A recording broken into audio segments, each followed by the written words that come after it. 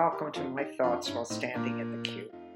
I was standing in line at the 7-Eleven, thanking the proprietors who have the decency to keep 7-Eleven open far past 11 at night for people like me who do their shopping at 2 in the morning because I am a night person.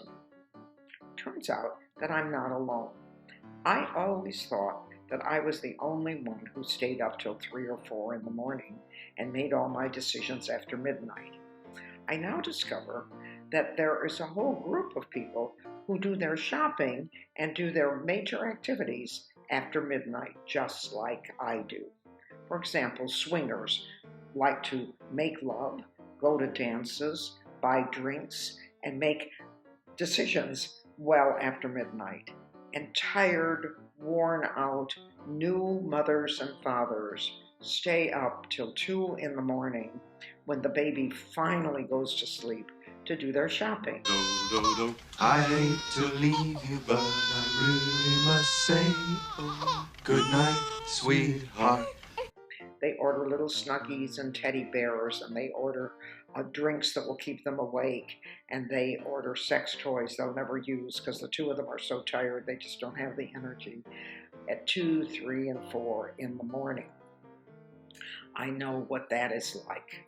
My first husband proposed to me at 2 in the morning. I was so excited to find someone else who was up at that hour and still able to verbalize some kind of sentence that I immediately accepted. By 3 o'clock in the morning, we had planned our wedding. At 4 o'clock, we had discussed our financial plans. And at 5 o'clock, we had decided how we were going to tell our parents. At 6 o'clock, he kissed me passionately goodbye and took a plane home to New York City. When I awoke in the cold light of the afternoon sun, I realized that this was not anyone I was going to want to live with for the rest of my life, much less have another evening with. He was not my knight in shining armor. I thought about how I was going to tell him that I simply could not keep my commitment and what would I do, and I agonized it all through the day. Thankfully, by 11 o'clock at night, the romance had been rekindled because those are the hours when everything looks beautiful to me, and when I talked to him on the phone at midnight, I was once again in love.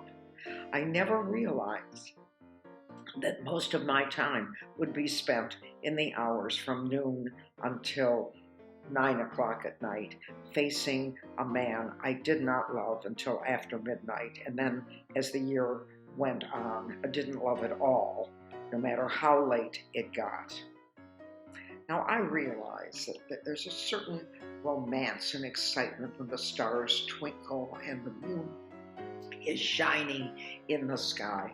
But my advice to all of you, to you who like to go dancing and like to get it on at 1 o'clock in the morning, and to you tired, fatigued mothers and fathers who overspend your credit to get a lot of things you don't need because you're too tired to think straight, but you can't go to sleep after trying to shut up the baby at 4 and 5 in the morning, hide the credit cards. Put your wallet where you can't find it, because I assure you that though your time in the bright light of day is extremely short, that is the time when your decisions will make sense. My marriage lasted 2 years, and I have to say that when my husband proposed to me, he expected me to treat him like all the Korean women treated him when he was fighting in Korea.